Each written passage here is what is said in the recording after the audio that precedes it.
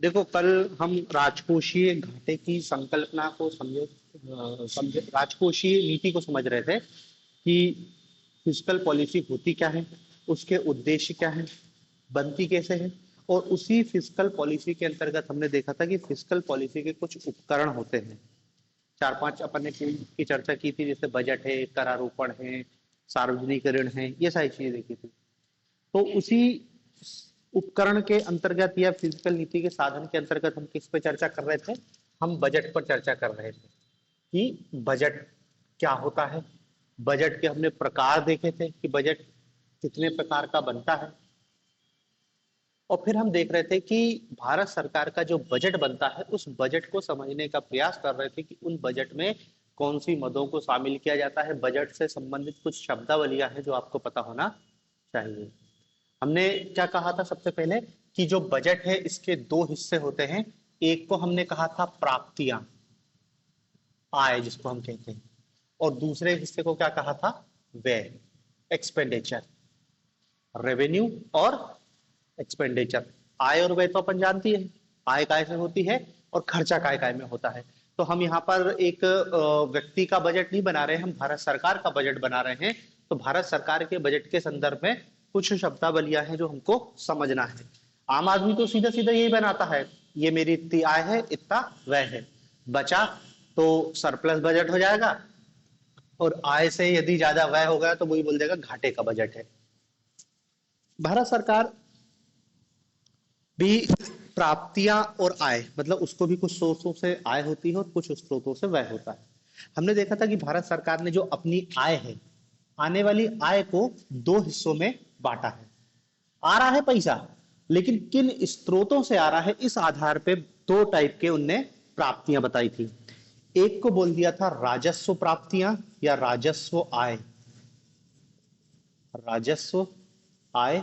और एक को बोल दिया था पूंजीगत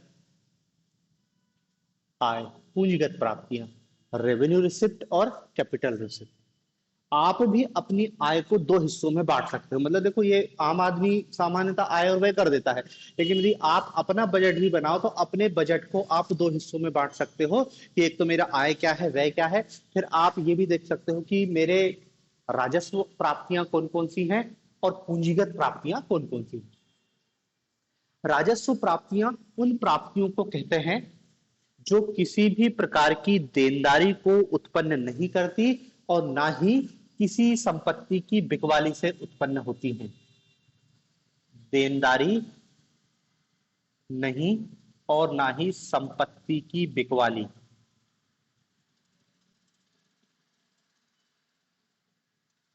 संपत्ति की बिकवाली से भी प्राप्त नहीं हो रही है। देनदारी मतलब समझ रहे हैं ना, कोई लायबिलिटीज उत्पन्न नहीं करती हैं। आप अपने संदर्भ में देखो कि आप नौकरी कर रहे हो, आपको वेतन मिल रहा है। आपका जो वेतन है, आप नौकरी कर रहे हो, दुकान चला रहे हो, आप कुछ भी काम कर रहे हो, आपको जो सैलरी मिल रही है, आपका जो लाभ हो रहा है, वो आपका अपना है, उसमें किसी को कुछ नहीं देना है। आप स्वतंत्र हो उस पैसे को अपने अनुरूप खर्च करने के लिए। ठीक है ना? तो ना तो आपके ऊपर कोई देनदारी उत्पन्न हो रही है और ना ही किसी प्रकार की आपने संपत्ति की बिक्री करी। भाई, व्यक्ति के पास पैसा दो रूपों में आता है। एक तो व्यक्ति काम करे और काम के बदले उसको वेतन मिले, या दुकानदारी चलाए तो उसको उसके बदले में प्रॉफिट मिले, कुछ सामान बेचा उसके बदले में उसको कमीशन मिला, वो सब इसके अंतर्गत आएगा। लेकिन हो सकता है व्यक्ति को एक अन्य स्रोत से भी आय हो जाए कि वो किसी से उधार ले आए, किसी से उधार ले आए पैसे, कि इस महीने ने 50,000 दोस्त से ले लिए। तो प्राप्तियां तो है, लेकिन वो अगले महीने उसको वापस करनी पड़ेगी, तो हम क्या कहेंगे कि वो देनदारी को उत्पन्न कर रही है। वो रेवेन्यू रिसिप्ट के अंतर्गत नहीं आएगी, क्योंकि वो देनदारी उत्पन्न कर रही है। हो सकता है कोई व्यक्ति अपनी संपत्ति बेच दे, संपत्ति बेच के भी उसको पैसा मिले, लेकिन वो भी इधर नहीं आएगा। इधर केवल वे प्राप्तियां होती हैं जो किसी व्यक्ति को, या जो देनदारी भी उत्पन्न नहीं करती और ना ही संपत्ति की बिकवाली से आती है। तो सरकार की ऐसी प्राप्तियों को हम रेवेन्यू रिसिप्ट के अंतर्गत रखते हैं। अब देखो, जैसे व्यक्ति को रेवेन्यू रिसिप्ट होती है, सरकार की भी कुछ आय होती है। सरकार की रेवेन्यू आय का मेन स्रोत तो क्या है? कर राजस्व। कर राजस्व, टैक्स से जो सरकार को आय होती है। सार्वजनिक संपत्तियों का जो लाभांश होता है, सार्वजनिक संपत्ति, जो जो भी सरकार का पब्लिक, चाहे पीएसयू है, चाहे कोई अन्य चीज है जिससे सरकार को आय हो रही, वो भी सरकार की राजस्व आय ही है। सरकार ने जो कर्जा दिया है लोगों को, उससे सरकार को जो ब्याज की प्राप्ति हो रही है, दिए गए ऋण पर ब्याज की प्राप्ति, जुर्माने से आय होती है, और जो भी सरकार अन्य टाइप की सेवा उपलब्ध कराती है उसके बदले में सरकार जो फीस लेती है, वो सब की सब सरकार की राजस्व आय के अंतर्गत आती है। ठीक है ना।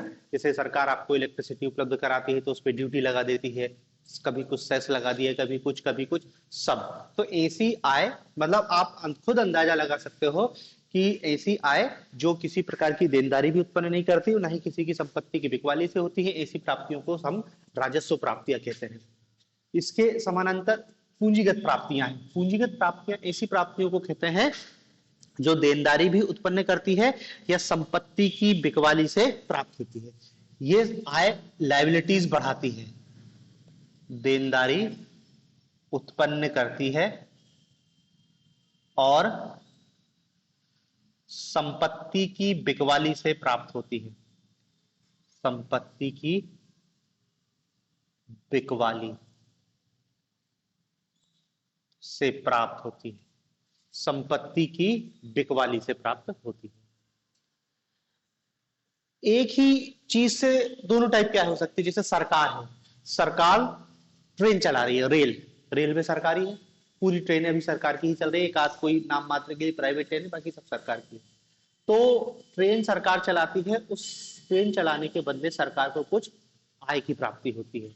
तो ट्रेन को चलाने से जो प्राप्त हुआ वो राजस्व प्राप्ति है। फिर एक दिन सरकार का दिमाग खराब होता है और सरकार ट्रेन उठा के बेच देती है कि भाड़ा में जाए, हमको नहीं चलाना, बेच दी। तो बेचने से जो उसको आय होगी इधर नहीं लिखाएगी, वो इधर लिखाएगी। क्यों? क्योंकि ये संपत्ति की बिकवाली से प्राप्त हुई है। आपने ट्रेन बेच दिया, हवाई जहाज बेच दिया, सब धीरे धीरे करके बेचते जाओ। भाई एक व्यक्ति ये है ना कि अपना खर्चा चलाने के लिए बाहर जाके काम कर रहा है, नौकरी कर रहा है, कुछ नहीं तो मजदूरी कर रहा है और उससे पैसे लेके आ रहा है। और एक व्यक्ति है घर में पड़ा है, उनने पहले गाड़ी बेच दी, फिर घर का एक कमरा बेच दिया, फिर घर के बर्तन भांडे बेचना चालू कर दिया और धीरे धीरे करके पूरा घर बेच दिया। आय तो हुई उसकी, वो भी अपना बजट बताता महीने का, उन्होंने कहा कि इस बार मैंने 50,000 की संपत्ति बेच दी। लेकिन एक स्थिति में वो फिर रोड पे आ गया, उसके पास कुछ नहीं बचा। और एक व्यक्ति जो बाहर मजदूरी करके अपना दिन काट रहा था, उसके पास संपत्ति के नाम पे कुछ तो है। तो ये दो टाइप की आय होती है। तो स्वाभाविक सी बात है, आपको खुद ही समझ आना चाहिए कि जो प्राप्तियां राजस्व होती हैं वो ठीक है।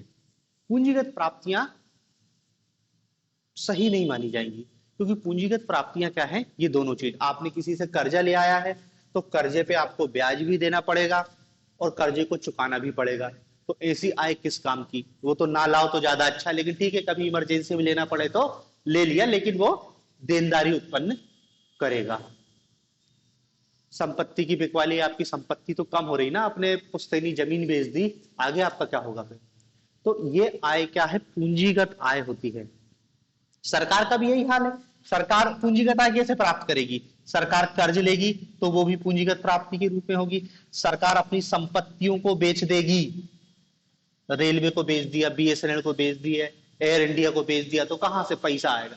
और संपत्ति को बेचने का एक और तरीका होता है जिसको कहते हैं विनिवेश, डिसइन्वेस्टमेंट। ये संपत्ति बेचने का ही तरीका है, धीरे धीरे करके बेचना विनिवेश कहलाता है। आपके पास 5 एकड़ भूमि थी, आपने अभी 1 एकड़ बेच दी, तो सरकारी भाषा में उसको कहेंगे तुमने डिसइन्वेस्टमेंट किया है।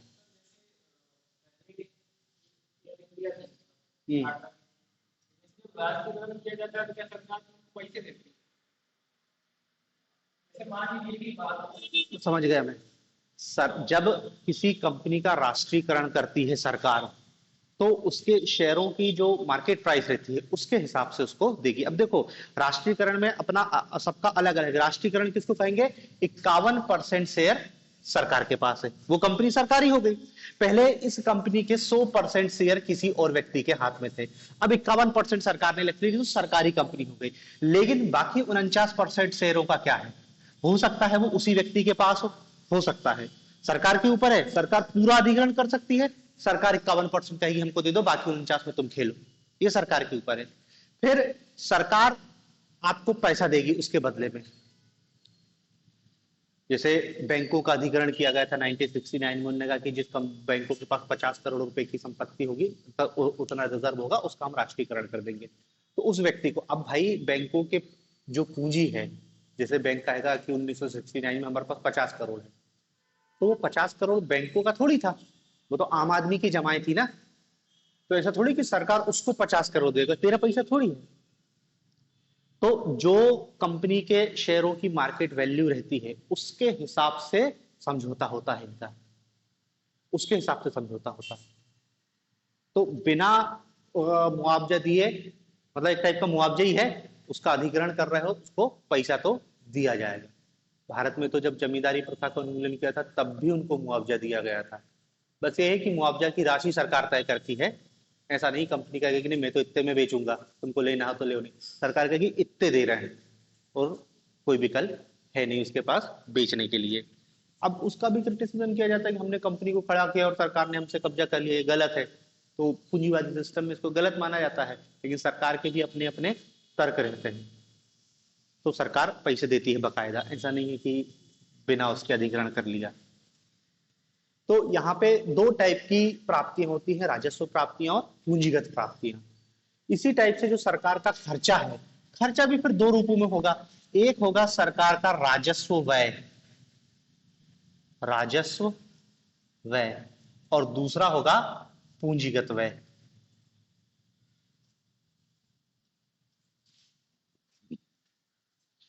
राजस्व व्यय, राजस्व व्यय ऐसे व्यय को कहते हैं जो किसी भी प्रकार की संपत्ति का सृजन नहीं करता, किसी भी प्रकार की संपत्ति का सृजन नहीं करता, जो किसी भी प्रकार की संपत्ति का सृजन नहीं करता, और सामान्यतः ये उपभोग की दृष्टि से व्यय किए जाते हैं, उपभोग की दृष्टि से व्यय किए जाते हैं। आपको 25,000 सैलरी मिली, आपने 5,000 रूम का किराया दे दिया, 5,000 का खाने पीने का सामान ले आया, बच्चों की स्कूल की फीस दे दी, बिजली का बिल चुका दिया, गाड़ी में पेट्रोल डला दिया, और मिसलेनियस खर्चा की मोबाइल रिचार्ज करा लिया, ब्रॉडबैंड रिचार्ज करा लिया, ऐसा कर करके खर्चा बांट दिया। ये सब आपका राजस्व व्यय है, आया पैसा और गया। देखो जैसे एक ही चीज में राजस्व, जैसे आप घर में शादी करते हो, ठीक है, शादी, शादी के खर्चे में पूंजीगत और राजस्व व्यय दोनों टाइप के व्यय शामिल होते हैं। शादी, उनने कहा कि रिसेप्शन, रिसेप्शन उनका 5 लाख का कर दिया, ठीक है ना, व्यक्ति आया, खाया पिया और निकल गया, आपका 5 लाख पानी, खाना पीना सजावट ये सब तो सब क्षणिक है ना, वो तो एक दिन के बाद 5 लाख कितना हो जाएगा, शून्य हो जाएगा।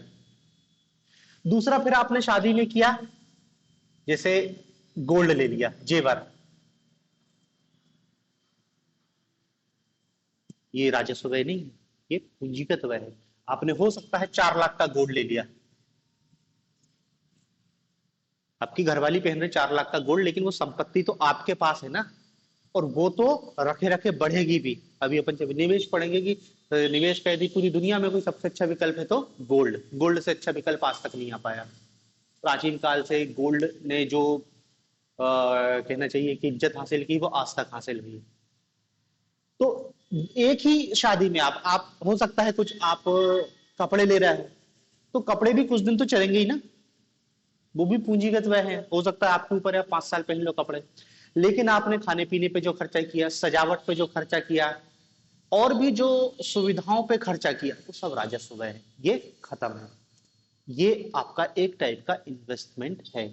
भाई आपके पास ये आपने 5 लाख 4 लाख का जेवल किया, आपको भविष्य में कभी जरूरत होगी तो आप उसको बेच के और पैसे की पूर्ति कर सकते हो, रखे रखे इसकी कीमत भी बढ़ेगी। तो यह व्यय पूंजीगत व्यय कहलाता है। तो ऐसे व्यय राजस्व व्यय कहलाते हैं जो किसी भी प्रकार की संपत्ति का सृजन नहीं करते हैं, पैसा आया और गया। और गरीब आदमी का आप ये जान लो राजस्व व्यय ही ज्यादा होता है। और उसका राजस्व व्यय ज्यादा इसलिए होता है क्योंकि उसकी आय ही कम होती है, उसके खर्चे बहुत ज्यादा हैं और आय कम होती है, तो जैसा पैसा आता है वैसा चला जाता है। भाई वो ना तो मकान खरीद पा रहा है, ना जमीन खरीद पा रहा है, ना गोल्ड खरीद पा रहा है। 25,000 उसको सैलरी मिल रही है और 25,000 उसके, भाई उसके खर्चा 30,000 है, 25,000 5,000 की उसको हर महीने व्यवस्था करनी पड़ रही है अलग से। तो हो सकता है 5,000 के लिए वो अलग से नौकरी करने के बाद भी किसी कोचिंग पढ़ाने जा रहा है या किसी की कुछ काम की मदद कर रहा है, क्योंकि उसको 5,000 की अतिरिक्त जरूरत है। तो ऐसी खर्चों को राजस्व व्यय कहते हैं। अब सवाल यह है कि सरकार के ऐसे कौन से राजस्व व्यय हैं जिसमें सरकार का पैसा बस आता है और चला जाता है। तो देखो, सरकार के राजस्व व्यय का सबसे बड़ा हिस्सा है सब्सिडी। अब हालांकि ये लगातार सरकार कम करते जा रही है और बहुत कम कर दी है सब्सिडी व्यय को सरकार ने। सरकार का सब्सिडी व्यय लगभग लगभग जितना जो टारगेट था उसके आसपास है, क्योंकि देखो सबसे मेन सब्सिडी जाती थी पेट्रोल में, पेट्रोल डीजल में, वो सब्सिडी खत्म हो गई है। एलपीजी में जाती थी सब्सिडी, 1,000 का सिलेंडर था, 600 रुपए सरकार सब्सिडी देती थी, 400 में आपको देता था, वो सरकार ने बंद कर दिया। फिर अन्य और योजनाएं होती थी जिसमें सब्सिडी के रूप में पैसा दिया जाता था। अब लगभग लगभग वो बहुत कम कर दिया या उसका रूप बदल दिया है, लेकिन अभी भी सब्सिडी के रूप में सरकार का पैसा खर्च हो रहा है। दूसरा सरकार के राजस्व व्यय का हिस्सा है और वो है सरकारी कर्मचारियों का वेतन व पेंशन। सरकारी कर्मचारियों का वेतन व पेंशन। ये सरकार के पास पैसा है, सरकार ने अपने कर्मचारियों को तनख्वाह बांट दिया, अब कर्मचारी, सरकार को तो कुछ भी नहीं हुआ उसमें, वो सरकार का राजस्व है। और देखो इसको भी सरकार ने बहुत हद तक सीमित किया है। अभी हम पढ़ेंगे 2004-5 में एफआरबीए में एक्ट आया था, राजकोषीय बजट प्रबंधन अधिनियम, उसमें सरकार से बोला गया था आपका राजकोषीय घाटा कम करो। राजकोषीय घाटा कम करने का सीधा मतलब बोला था सरकार अपने खर्चे कम करे। कौन से खर्चे कम करे? राजस्व व्यय कम करे। तो राजस्व व्यय में पहला चोट किस पे? सब्सिडी पे। तो ये समझ लो कि 2004-5 के बाद से ही सरकार सब्सिडी को लगातार कम करने की कोशिश कर रही है, लेकिन उस अनुपात में कम नहीं कर पाई। वो तो हमको मोदी जी का धन्यवाद करना चाहिए कि उन्होंने सब्सिडी को लगभग लगभग बहुत सारे क्षेत्रों से खत्म कर दिया। फिर दूसरा नंबर आता है सरकारी वेतन और पेंशन का। तो यहाँ पेंशन पे आते हैं सबसे पहले। तो अटल बिहारी वाजपेयी को धन्यवाद दो कि उन्होंने सरकारी कर्मचारियों की पेंशन खत्म कर दी। 2004 में प्रधानमंत्री थे, उन्होंने केंद्र सरकार के कर्मचारियों की पेंशन खत्म की, तो राज्य सरकार तो रास्ते देख रही थी, उन्होंने राज्य सरकारों ने भी खत्म कर दी। 2004 के बाद पेंशन का खेल खत्म हो गया। वेतन जरूर देना पड़ता था, तो उनने वेतन के संदर्भ में क्या कर दिया? सरकारी कर्मचारियों की संख्या कम करो, जो काम सरकार उसको प्राइवेट कर दो, अपने टेंशन खत्म। तो मतलब ये बताना चाह रहे हैं कि सरकार इन पे लगातार काम कर रही है। अब देखो, भले इससे आम आदमी को घाटा हो, अभी हम आम आदमी की बात नहीं कर रहे हैं, हम तो सरकार के हेल्थ की बात कर रहे हैं। सरकार के लिए तो अच्छा है कि पैसा कम खर्च करना पड़ रहा है, तो सरकार को सब्सिडी में भी लगातार कम हुआ है। हालांकि कृषि सब्सिडी अभी भी दी जा रही है, लेकिन फिर भी अन्य क्षेत्रों में तो सब्सिडी को घटा दिया गया है। सरकारी कर्मचारी को वेतन, पेंशन, सबसे बड़ा वेतन पेंशन का सबसे बड़ा होता था आर्मी। आर्मी को बड़े मात्रा में पेंशन दी जाती थी। सबकी पेंशन खत्म कर दी थी अटल बिहारी वाजपेयी ने, लेकिन अटल बिहारी वाजपेयी ने आर्मी की पेंशन खत्म करने की हिम्मत नहीं कर पाई। वो हिम्मत करे हमारे मोदी जी ने, और उठा के उनने आर्मी की पेंशन क्या, आर्मी की जॉब ही खत्म कर दी। उनने अग्निवीर की भर्ती ले आई। आर्मी की पेंशन में भी जो पुराने पेंशनर पल रहे थे ना आर्मी के, उनसे भी बोल दिया 2019 कट ऑफ कर दिया। 2019 में तुमको जितनी पेंशन मिल रही ना, अब जीवन भर उतनी ही पेंशन मिलेगी। भर्ती थी, डीए मिलता था ना, वेतन वृद्धि, जैसे वेतन वृद्धि होती ना, वैसे पेंशन में भी वृद्धि होती है महंगाई भत्ते के हिसाब से। लेकिन आर्मी वालों ने कहा कि 2019 में जिसको जितनी पेंशन मिल रही थी अंतिम, वो जीवन भर मिलेगी। दरअसल क्योंकि देखो आर्मी वाला क्या है, लगभग 35 साल की उम्र में भी आर्मी वाला रिटायर ले सकता है। 15 साल की वॉलंटरी सर्विस रहती है, 17-18 साल में आर्मी में कांस्टेबल की नौकरी लग जाती है, तो 35 साल तक वो फ्री हो जाता है। आपके ऊपर है, लोग 35 के ऊपर भी नौकरी करते हैं, लेकिन व्यक्ति निकल जाता है। तो 35 में वो निकल जाता है और एक्स सर्विसमैन का कोटा पाके दूसरी नौकरी करने लगता है, वो रेलवे में ले आ जाता है। और उसको आर्मी से पेंशन मिलती रहती है, तो उसका जीवन अच्छा चलने लगता है। तो अब प्रोटेस्ट चल रहा है, लेकिन अब प्रोटेस्ट से होता क्या है? तो देखो, ये दोनों समस्याएं तो हमारे दो प्रधानमंत्रियों ने इनको बहुत हद तक सीमित कर दिया है। अटल बिहारी वाजपेयी ने कुछ काटने की कोशिश करी थी, और उसके पहले की भी सरकार, जैसे मनमोहन सिंह 10 साल में भी इसको कम करने की कोशिश कर रहे थे, लेकिन मनमोहन सिंह ने कहा कि डरते थे, उन्होंने कहा कि विद्रोह हो जाएगा, ये खत्म हो गया। तीसरा इसमें सबसे है कि ऋण पर ब्याज की अदायगी, ऋण पर ब्याज की अदायगी।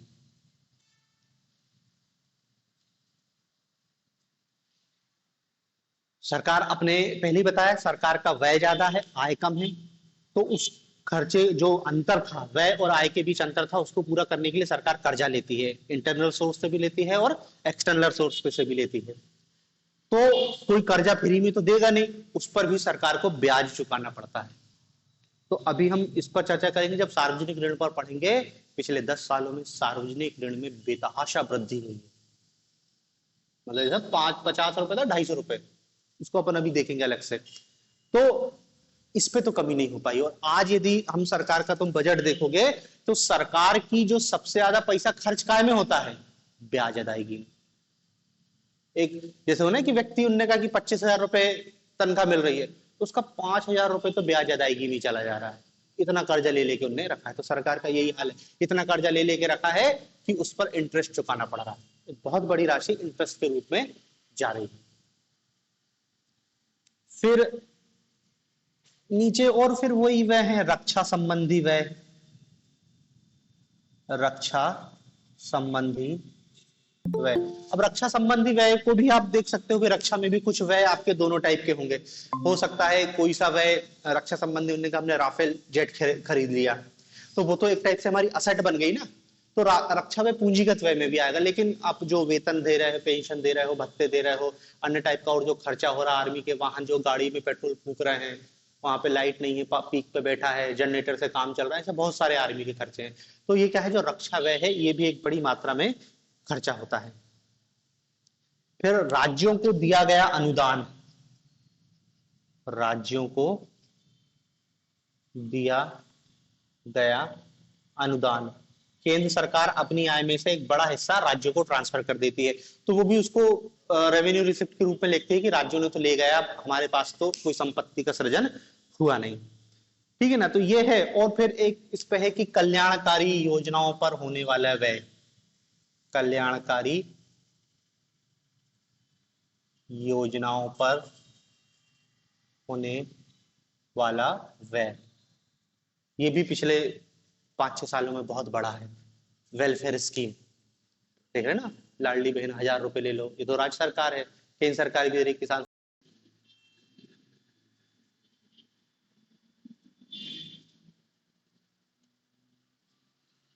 ठीक है ना, तो सरकार के ये कुछ व्यय हैं जो राजस्व व्यय के अंतर्गत आते हैं, जिसमें सरकार को कोई संपत्ति नहीं मिलती है, ये इतने व्यय हैं सरकार के। फिर सरकार के कुछ पूंजीगत व्यय भी होते हैं। पूंजीगत व्यय वही है जिससे कुछ संपत्ति का सृजन होता है। तो पूंजीगत व्यय में क्या है, जैसे सरकार आधारभूत संरचना का निर्माण करती है, आधारभूत संरचना का निर्माण, आधारभूत संरचना का निर्माण करती है, बेसिक इंफ्रास्ट्रक्चर बनाती है, road, rail, bridge, school, hospital, अन्य चीज। स्कूल हॉस्पिटल को सामाजिक आधारभूत संरचना कह देते हैं, सामाजिक आधारभूत संरचना, सोशल इंफ्रास्ट्रक्चर बना रही है, उसमें भी सरकार का पैसा खर्च हो रहा है, लेकिन कुछ संपत्ति का सृजन तो हो रहा है। सार्वजनिक क्षेत्रों के उद्योग की स्थापना, और फिर जो भी सरकार बिल्डिंग बना रही है वो सब कुछ, पीएसयू पब्लिक सेक्टर यूनिट की स्थापना, और सरकार जो भी भवन बिल्डिंग जो भी बना रही है, सब सरकार की पूंजीगत व्यय है, क्योंकि कहीं ना कहीं से संपत्ति का सृजन हो रहा है। देखो, आपका यदि पूंजीगत व्यय अधिक है, तो आने वाले भविष्य में राजस्व व्यय बढ़ेगा, ये आप चीज याद रख लो। आपके यदि पूंजीगत व्यय है, तो आने वाले भविष्य में राजस्व व्यय अपने आप बढ़ जाएगा। लेकिन आपका यदि राजस्व व्यय बहुत ज्यादा है, तो आने वाले समय में आप पे कर्जा बढ़ेगा। ये व्यक्ति के जीवन में भी है और ये राज्य के जीवन में भी है। देखो ये भारत सरकार का बजट है। बजट के दो हिस्से होते हैं, एक को कहते हैं रेवेन्यू, एक को कहते हैं एक्सपेंडिचर। आय भी दो तरीके से होती है, पूंजीगत और राजस्व, और व्यय भी दो तरीके से होता है, पूंजीगत और राजस्व। अब देखो इस बजट में हमको सीधा समझ आ रहा है कि यदि राजस्व प्राप्तियां अधिक हों, चाहे व्यक्ति की बात करें चाहे सरकार की बात करें, आपका राजस्व व्यय अधिक है, ठीक है, आपका राजस्व प्राप्तियां अधिक है, पूंजीगत प्राप्तियां आपकी कम है, ये एक कंडीशन है। फिर खर्चे पे आते हैं, आपका राजस्व व्यय कम है और पूंजीगत व्यय अधिक है। ये सबसे बेस्ट स्थिति है। ऐसी स्थिति में यदि कोई सरकार है, ऐसी स्थिति में यदि कोई व्यक्ति है, आप भी अपना बजट देखो और देखो कि हमारी क्या स्थिति है।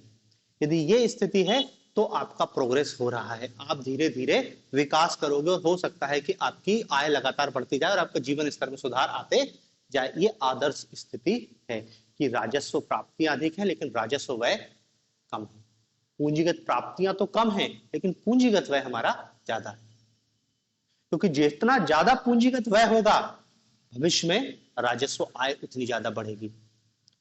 इसके यदि स्थिति उलट हो जाए कि व्यक्ति की राजस्व प्राप्तियां कम हो और पूंजीगत प्राप्तियां ज्यादा हो, राजस्व व्यय ज्यादा हो और पूंजीगत व्यय कम हो, बर्बादी की स्थिति। ये व्यक्ति धीरे धीरे बर्बाद हो रहा है, व्यक्ति पर धीरे धीरे कर्ज चढ़ेगा और व्यक्ति धीरे धीरे पूरी तरीके से बर्बाद हो जाएगा। कुछ नहीं कर सकते इस व्यक्ति का यदि उसका राजस्व व्यय बहुत ज्यादा है तो पूंजीगत, तो कोशिश का सरकार भी कोशिश करती है कि उसका पूंजीगत व्यय बढ़े। मतलब अभी हम पढ़ेंगे कि सरकार के राजकोषीय स्वास्थ्य के लिए सरकार क्या करती है। सरकार अपना व्यय कम नहीं करती है, सरकार कहती है कि हमको रेवेन्यू व्यय कम करना है। पूंजीगत व्यय तो ठीक है भाई, पूंजीगत व्यय तो अच्छा ना, आपकी संपत्ति सृजन हो रही है तो आपके घर में कैश रखा रहे, आपका घर बन जाए, आपकी जमीन हो, आपके पास गोल्ड हो, आपके पास गाड़ी हो, कोई ऐसी चीज हो तो वो है। तो ये सरकार का राजस्व और पूंजीगत प्राप्तियां, आय और व्यय है, ठीक है ना। अब देखो इसी में हमको राजस्व और पूंजीगत इन दोनों से मिला के बजट में कुछ घाटों की अवधारणा को समझना है। अलग अलग शब्दों का यूज करते हैं, है सामान्य सी बातें। आपको पूंजीगत और राजस्व क्लियर है तो घाटे की अवधारणा में कुछ है नहीं। प्रमुख घाटे, प्रमुख घाटे, और देखो पहले ही बताया कि भारत सरकार के तो घाटे ही ज्यादा होते हैं, इसलिए हमको घाटे के बारे में पता होना चाहिए।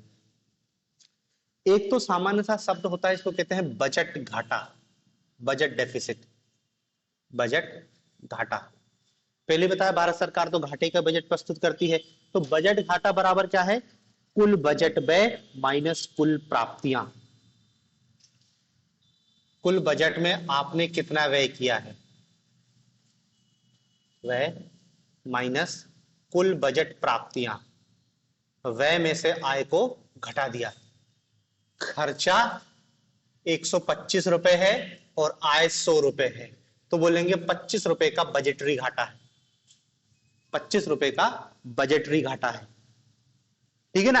अब देखो व्यय में से दोनों चीज अलग गई, पूंजीगत व्यय और राजस्व व्यय।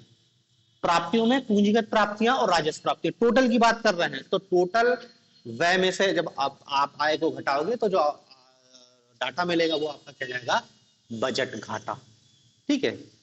दूसरा एक होता है राजस्व घाटा, राजस्व घाटा, रेवेन्यू डेफिसिट कहलाता है ये। अब देखो राजस्व घाटा है तो कुछ नहीं, अब हम केवल राजस्व वाले बिंदु पर फोकस करेंगे कि राजस्व व्यय में से राजस्व प्राप्तियों को घटा देंगे। राजस्व व्यय माइनस राजस्व प्राप्तियां, राजस्व व्यय माइनस राजस्व प्राप्तियां। ये कहलाता है आपका राजस्व घाटा। देखो, घाटा तभी होगा, हम व्यय में से क्यों घटा रहे हैं, घाटा तभी होगा जब आपका व्यय ज्यादा है और आपकी आय कम है। यदि इसका अपोजिट होगा तो फिर घाटे की संकल्पना ही खत्म हो जाएगी ना, फिर तो प्रॉफिट होगा ना, फिर घाटा क्यों लिखेंगे, फिर तो हम उसको कहेंगे राजस्व प्रॉफिट। लेकिन ऐसी कोई अवधारणा है नहीं, क्योंकि घाटा ही होता है हमेशा। तो हर साल क्या है, ये बदलते रहता है। उसमें लिखा है इस साल का डाटा क्या, 22-23 में, 2022-23 में 3.8% है रेवेन्यू डेफिसिट, जीडीपी का 3.8%, ठीक है ना, इतना हमारा राजस्व घाटा है। फिर अब देखो, हमने तो केवल राजस्व घाटे की अवधारणा को बता दिया 3 नंबर में। अब यहां पे क्या है कि पूछ सकता है 5 नंबर में कि राजस्व घाटे की अवधारणा को समझाइए और राजस्व घाटे को कम करने के क्या उपाय, या फिर ऐसा पूछ सकता है कि राजस्व घाटे की अवधारणा को समझाइए और सरकार के राजकोषीय स्वास्थ्य पर इसका क्या प्रभाव पड़ता है। प्रभाव पूछ ले या कम करने के तरीके पूछ ले। तो देखो, कम करने के उपाय हमारे लिए ज्यादा महत्वपूर्ण है।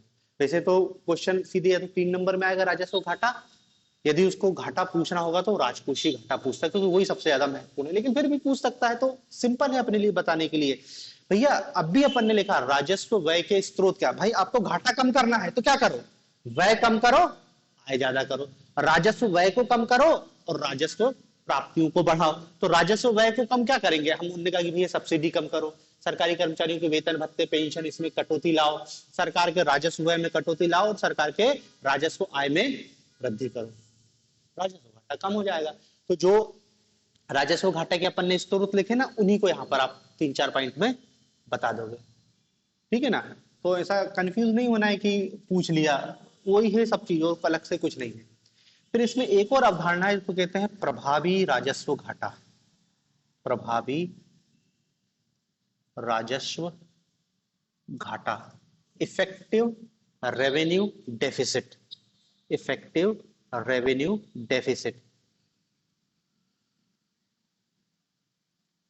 ये अवधारणा बाद में आई है, 2011-12 के बजट से आई है, 11-12 के बजट से आई है प्रभावी राजस्व घाटा।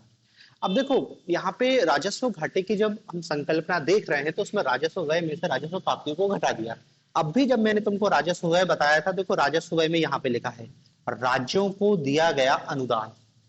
केंद्र सरकार राज्यों को अनुदान देती है, राज्य सरकार को दे दिया इतना पैसा। अब राज्य सरकार भी अपना बजट बनाती है, जैसे केंद्र सरकार है वैसे राज्य सरकार भी अपना बजट बनाती है। राज्य सरकार भी कुछ पूंजीगत व्यय करती है, कुछ राजस्व व्यय करती है। अब जो केंद्र सरकार ने राज्यों को अनुदान दिया था, उसमें से राज्य सरकारों ने जो पैसा लेके गई और उस पैसे से अपने यहाँ पे जाके उनने कुछ संपत्ति का सृजन कर दिया, कुछ स्कूल बनवा दिए, सड़क बनवा दिए, कुछ ऐसा इस टाइप का खर्चा किया। तो देखो यहाँ पे ये नोट किया अर्थशास्त्रियों ने कि ये जो हम राशि लिख रहे हैं राज्यों को दिया गया अनुदान, और उसको हम राजस्व व्यय के रूप में जोड़ रहे हैं, हमको देखना पड़ेगा कि राज्यों को ये जो अनुदान दिया गया था, इस अनुदान में से राज्यों ने कितना खर्चा पूंजीगत व्यय के रूप में किया है, क्योंकि राज्य सरकार भी खर्च करेगी राजस्व पूंजीगत के रूप में। तो फिर उन्होंने कहा कि यदि कुछ पैसा यहाँ, यदि कुछ राशि इसमें से पूंजीगत व्यय के रूप में होती है तो कायदे से वो यहाँ नहीं, यहाँ पे लिखानी चाहिए। तो बस इसी राशि को एडजस्ट करने के लिए एक नई अवधारणा निकल के आई जिसको कहा गया प्रभावी राजस्व घाटा। प्रभावी राजस्व घाटा मतलब देखो, प्रभावी राजस्व घाटा राजस्व व्यय और राजस्व प्राप्ति ही है कि राजस्व व्यय में से राजस्व प्राप्ति घटा देंगे। लेकिन बस यही क्या है, ये जो राजस्व व्यय है ना, राजस्व व्यय, इसमें से पहले जो राज्यों को दिया गया अनुदान है और राज्यों ने जो पूंजीगत उसमें से व्यय किया है, तो उसको लेंगे राजस्व व्यय माइनस पूंजीगत संपत्तियों के सृजन हेतु व्यय, पूंजीगत संपत्तियों के सृजन हेतु व्यय, ये घटाएंगे। और फिर इसमें आगे फिर माइनस करेंगे माइनस राजस्व प्राप्तियां,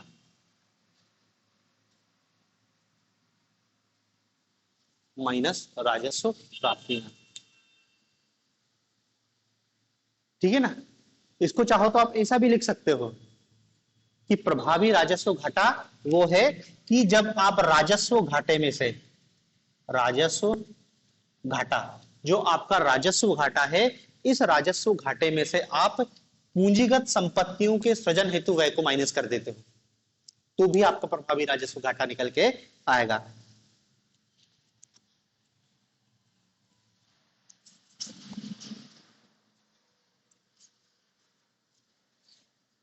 समझ रहे हैं ना। आपको केवल राजस्व घाटे, प्रभावी राजस्व घाटा जानने के लिए जो हमारा राजस्व घाटा है उसमें से कितना पैसा पूंजीगत संपत्तियों के सृजन हेतु व्यय किया है उसको एडजस्ट कर दो तो प्रभावी राजस्व घाटा आएगा। और प्रभावी राजस्व घाटा हमेशा राजस्व घाटे से कम होगा। लिखा उसमें क्या प्रभावी राजस्व घाटा। हाँ, अब इसका भी आप इस साल का डाटा देखोगे तो ये हमेशा इससे कम ही रहेगा। तो देखो दो अवधारणा हो गई, बजट घाटा, राजस्व घाटा, प्रभावी राजस्व घाटा। अब इसमें और भी घाटे होते हैं, जैसे एक पहले मौद्रिक घाटे का गणना की जाती थी, लेकिन 1997 के बाद से मौद्रिक घाटे की गणना बंद कर दी गई है। एक प्राइमरी घाटे की भी गणना की जाती थी कि प्राइमरी घाटा क्या होता है, वो भी अपने को इतना महत्वपूर्ण नहीं है। राजस्व घाटा मेन है सबसे ज्यादा, और जो सबसे महत्वपूर्ण इसमें है वो है हमारा राजकोषीय घाटा। ये राजकोषीय घाटा आपको 11 नंबर में भी पूछा जा सकता है। मतलब देखो पूरे राजकोषीय नीति का सबसे महत्वपूर्ण बिंदु है राजकोषीय घाटा। मतलब पूरा बजट अजट सब कुछ होके इतनी अवधारणा है, इतने घाटे हैं, पूरा आधार एक बिंदु पे आ जाता है राजकोषीय घाटा, सब कुछ।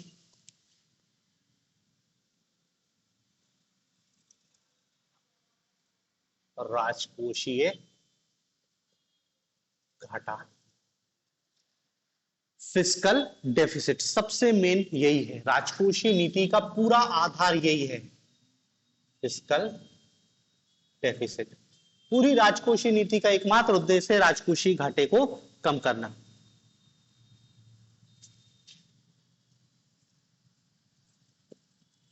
पूरी राजकोषीय नीति का आधार सब कुछ यही है, राजकोषीय घाटा। आप यदि वित्त मंत्रालय या आरबीआई की कोई प्रेस कॉन्फ्रेंस सुनोगे तो वो हमेशा यही बोलेगा, सरकार का उद्देश्य राजकोषीय घाटे को कम करना, हम लगातार इसमें प्रयासरत हैं। पूरी आर्थिक नीति का उद्देश्य राजकोषीय घाटे को कम करना है। तो पहले तो ये समझो कि राजकोषीय घाटा होता क्या है।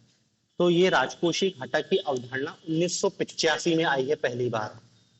सुखमय चक्रवर्ती, सुखमय चक्रवर्ती समिति की सिफारिशों पर राजकोषीय घाटे की अवधारणा सामने थी। मतलब पहली बार सुखमय चक्रवर्ती ने प्रस्तुत किया था राजकोषीय घाटे की अवधारणा भारत में, है तो पहले से ही, लेकिन भारत में सुखमय चक्रवर्ती ने सबसे पहले राजकोषीय घाटे की अवधारणा को प्रस्तुत किया।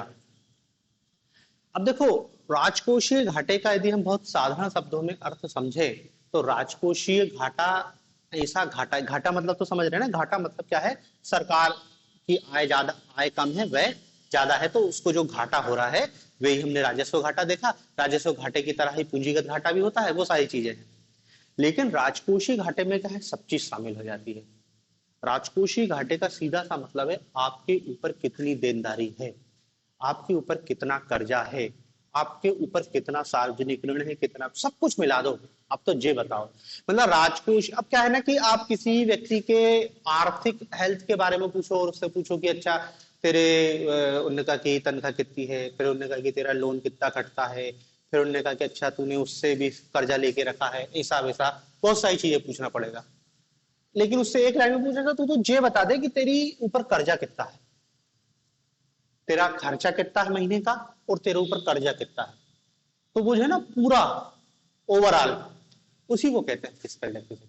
सब कुछ, सरकार के ऊपर कितना कर्जा है, सरकार का व्यय कितना है, जिससे आपको जो पूरी जानकारी मिल जाएगी वो हम कहेंगे सरकार का राजस्व, वो सरकार का राजकोषीय घाटा। ठीक है ना। मतलब सरकार का कुल खर्चा और उधार छोड़कर जो अंतर बचा वही कहलाएगा राजकोषीय घाटा। ले देखिए सरकार के ऊपर कर्जा कितना है, वही आपका राजस्व वो राजकोषीय घाटा कहलाता है।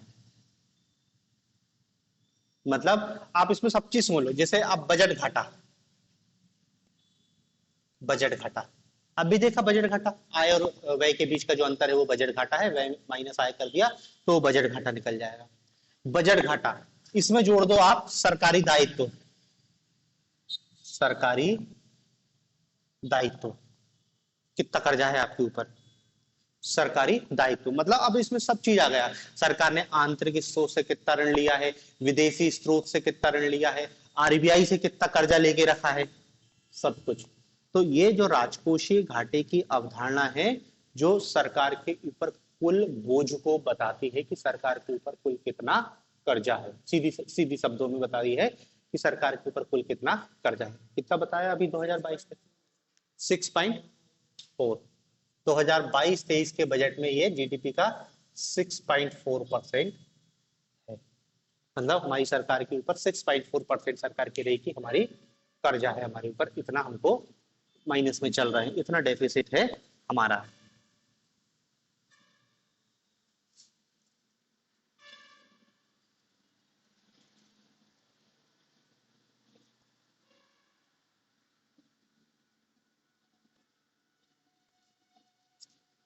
अब देखो ये तो ठीक है कि राजकोषीय घाटा होता क्या है, हमने सीधा बता दिया सरकार के ऊपर कुल कर्जा, बात खत्म हो गई। लेकिन सवाल ये है कि ये राजकोषीय घाटा किन कारणों से होता है, इसका सरकार के राजकोषीय हेल्थ पर क्या प्रभाव पड़ता है, मतलब दोनों चीज अपन को देखना है। इस राजकोषीय घाटे के ज्यादा होने का कारण क्या है और इस राजकोषीय घाटे से प्रभाव क्या पड़ता है, दोनों चीज, दोनों चीज। देखो पहली बात तो ये जान लो कि चूंकि भारत एक विकासशील देश है इसलिए भारत में राजकोषीय घाटा तो होगा ही होगा, उससे नहीं बच सकते हो। 6.4 इसको कम कर सकते हो, लेकिन आप सोचो कि बिल्कुल घाटा ना हो, ऐसा नहीं हो सकता। राजकोषीय घाटा होगा ही होगा क्योंकि भारत एक विकासशील देश है। अब हम कहेंगे कि विकासशील देश होने से राजकोषीय घाटे का क्या संबंध है, सीधा संबंध है। विकासशील देश हो और राजकोषीय घाटा ना हो ऐसा नहीं हो सकता है, क्योंकि विकासशील देश होता है ना तो उसके खर्चे ज्यादा होते हैं, खर्चे, युवा आदमी के खर्चे ज्यादा होते हैं ना, घाटा तो होगा ही। बुजुर्ग का फिर घाटा होना कम हो जाता है, जैसे कोई छोटे बच्चे से ही पूछोगे उसको क्या मेरे को घाटा, उसको तो कोई जिम्मेदारी नहीं, जिम्मेदारी किसकी है, युवा की। तो युवा ही को तो ज्यादा कुछ करना है ना, उसको शादी ब्याह भी करना है, उसको सारी चीजों की व्यवस्था करनी है, खर्चा भी सब कुछ चलाना है, तो युवा का खर्चा ज्यादा ही होगा।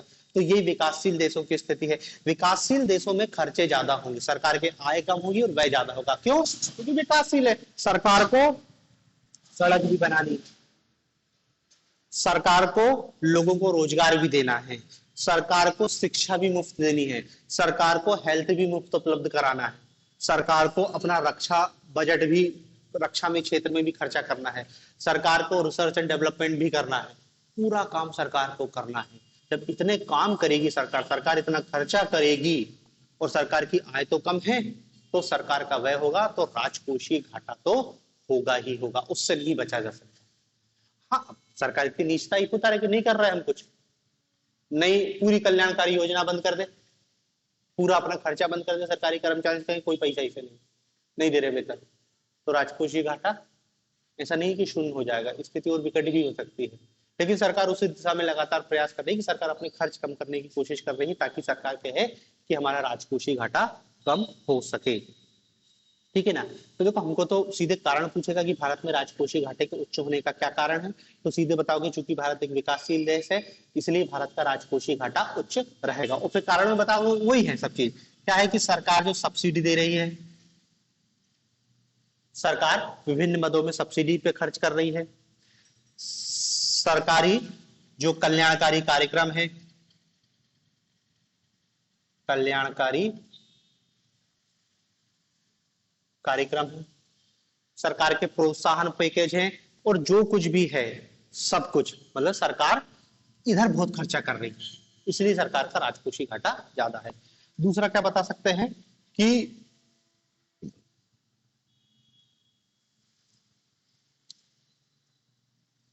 सरकारी खर्चा, सरकारी खर्च ये भारत में बहुत ज्यादा है।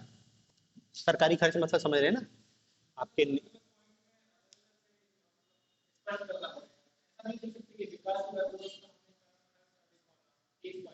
हाँ लिख सकते हैं विकासशील, फिर आप उसको बताओगे कि विकासशील किन रूपों में है, कि हमारी जो सरकार का है वो सब्सिडी के रूप में व्यय है, कल्याणकारी कार्यक्रमों के रूप में व्यय है, गरीबी उन्मूलन का अलग लक्ष्य है उसके रूप में सरकार व्यय कर रही है। तो बात वही है, आप पहला पॉइंट अलग से ही बना सकते हो। जैसे हमने क्या है, इसको पॉइंट नहीं बनाया हमने, उसको क्या है आंसर के हेडिंग के रूप में उपयोग किया है, आप पॉइंट के रूप में उपयोग कर सकते हो। फिर आपका दूसरा पॉइंट आ जाएगा सब्सिडी का, तीसरा पॉइंट आपका जाएगा सरकारी खर्चा। सरकारी खर्चा मतलब समझ रहे हैं ना कि सरकार जो सफेद हाथी हुई जा रही है, कि मंत्री विधायकों पर इतना पैसा खर्च हो रही है, सरकारी अधिकारियों पर इतना पैसा खर्च हो रहा है, बड़े बड़े बंगले दिए जा रहे हैं, 4-4 गाड़ी दी जा रही है, 10-10 कर्मचारी दिए जा रहे हैं। तो वो जो सरकार का खर्चा है वो लगातार बढ़ रहा है। सरकार की जो पब्लिक सेक्टर यूनिट है, सरकार ने सरकारी कंपनियों की स्थापना की ताकि उससे लाभ हो, पता चला घाटा हो रहा है। समझ रहे ना। पीएसयू की ये स्थिति कि उन्होंने कहा कि सरकार ने साल भर में 1 लाख करोड़ रुपए खर्च किया और आय कितनी हुई 90,000 करोड़ रुपए, मतलब 10,000 करोड़ रुपए का शुद्ध घाटा, वहां से भी घाटा हो रहा है। तो वही हम कह रहे हैं सरकारी खर्चा बहुत ज्यादा है।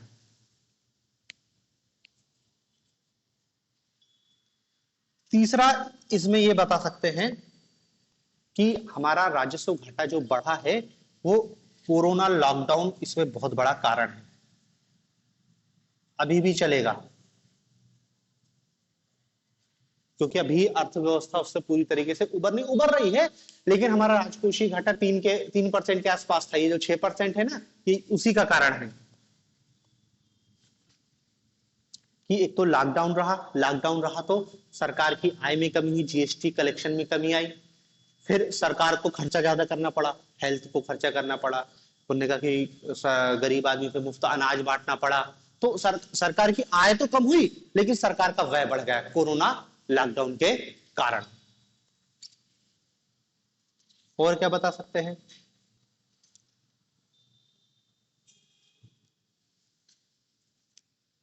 एक पॉइंट और लिख सकते हैं, कर चोरी। सरकार की आय कम करती है ना, कर चोरी, कर अपवंचन कह सकते हैं उसको हिंदी में, टैक्स की चोरी जो सरकार की आय को कम कर दे रही है। ठीक है ना। और एक पॉइंट और लिख सकते हैं, जीएसटी का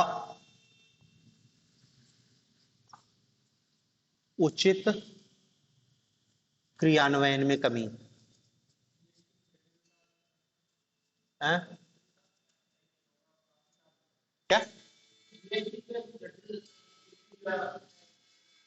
अब देखो जीएसटी, अभी तुम सरकार का डाटा पहुंचोगे ना तो सरकार तो हर महीने डाटा बता रही है कि जीएसटी के कलेक्शन में रिकॉर्ड उछाल आ रहा है। अब आप ये नहीं कह सकते कि जीएसटी कलेक्शन में कमी हो रही है, लेकिन उस रिकॉर्ड उछाल के पीछे भी लोचा है। सरकार कह तो रही है कि जीएसटी से हमको बहुत आय हो रही है, लेकिन सरकार ये नहीं बता रही कि जीएसटी में जो कलेक्शन बढ़ा है उसका एक बड़ा कारण इन्फ्लेशन है। इन्फ्लेशन से चीजों की कीमत बढ़ गई, टैक्स कलेक्शन ज्यादा। भाई किसी वस्तु पर, कोई वस्तु 100 रुपए की थी, उस पर 18 रुपए सरकार जीएसटी वसूलती थी, 18 रुपए मिलते थे, वो वस्तु की कीमत हो गई है 200 रुपया, तो सरकार को कितना रुपए मिल रहा है? 36 रुपया। तो जीएसटी कलेक्शन बढ़ गया है ना। तो डाटा में तो दिख रहा है कि जीएसटी कलेक्शन बढ़ रहा है, लेकिन तुम जब उसको इन्फ्लेशन को माइनस करोगे ना तो वास्तविक जीएसटी कलेक्शन तुमको पता चल जाएगा। तो इसलिए हमने डायरेक्ट नहीं लिखा कि जीएसटी कलेक्शन में कमी, क्योंकि सरकार तो कह रही बहुत जीएसटी कलेक्शन बढ़ रहा है, लेकिन हम ऐसा लिख सकते हैं कि जीएसटी के क्रियान्वयन में कुछ कमी है, बस इतना बहुत है। क्योंकि अभी अब राज्य सरकारों को अनुदान भी, जीएसटी की भरपाई भी करनी थी, वो केंद्र का पैसा वो भी राज्य सरकार को देना, केंद्र को देना था राज्य सरकारों का, तो उससे भी सरकार का व्यय बढ़ गया। चाहो तो एक पॉइंट और लिख सकते हो, राज्यों को जीएसटी की क्षतिपूर्ति।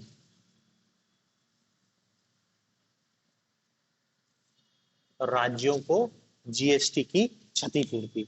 हो गया, बस अपन को 4-5 पॉइंट बताने हैं। तो ये राजकोषीय घाटे का हमने कारण बता दिया।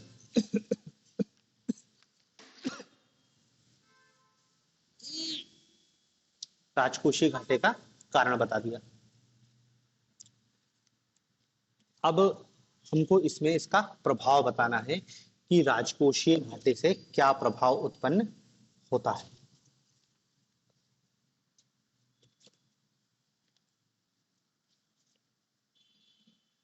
तो देखो, प्रभाव में सबसे पहला प्रभाव तो यह है कि जितना ज्यादा राजकोषीय घाटा, उसका मतलब है उतना ज्यादा तुम पर कर्जा। तो वही कह रहे हैं, राष्ट्रीय ऋण में वृद्धि। राष्ट्रीय ऋण में वृद्धि। अब देखो, जितना ज्यादा तुम पे ऋण बढ़ेगा उतना ज्यादा तुमको ब्याज अदायगी करना पड़ेगा। ब्याज अदायगी करना पड़ेगा। मतलब देखो, अभी जो 6.4 है ना, ये 3.5 ऐसा कुछ चलता था, कभी 3.5, कभी 3.6, 3.4, 3 के आसपास था, ये दुगना हो गया है। तो सीधा सा मतलब क्या है, सरकार के ऊपर कर्जा बहुत बढ़ गया है।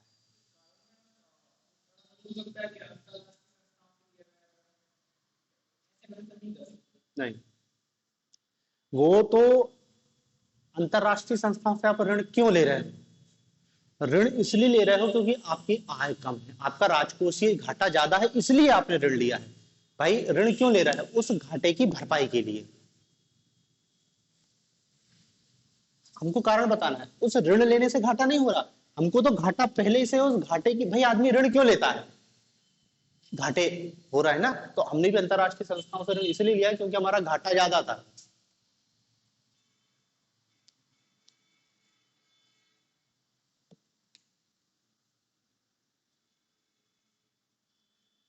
राष्ट्रीय ऋण में वृद्धि, ज्यादा ब्याज अदायगी करना पड़ेगा। दूसरा, जीडीपी की विकास दर में कमी आएगी। विकास दर में कमी। जीडीपी ग्रोथ रेट और राजकोषीय घाटे में सीधा संबंध है। यदि राजकोषीय घाटा बढ़ेगा तो जीडीपी की ग्रोथ रेट अपने आप कम हो जाएगी, और राजकोषीय घाटा कम होगा तो जीडीपी ग्रोथ रेट अपने आप बढ़ेगी।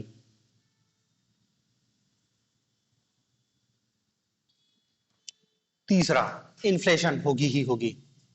मुद्रा स्फीति। यदि राजकोषीय घाटा ज्यादा है तो आपकी अर्थव्यवस्था में इन्फ्लेशन की स्थिति बनी रहेगी।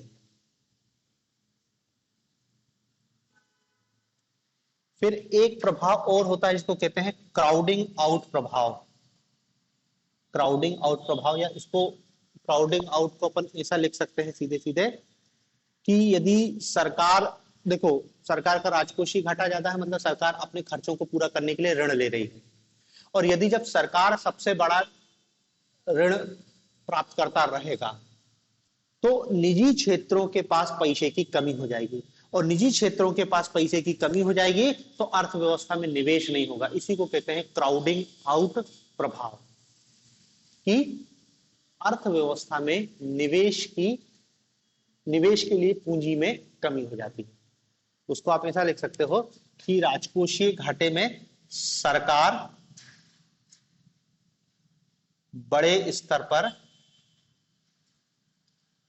ऋण लेती है,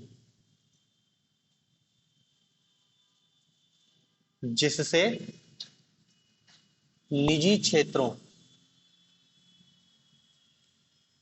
के लिए पूंजी की कमी होती है,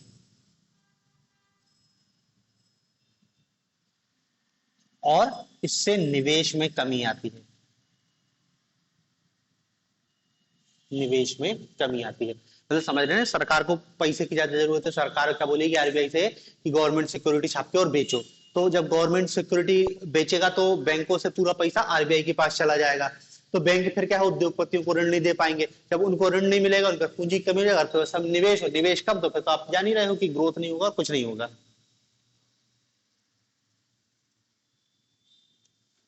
फिर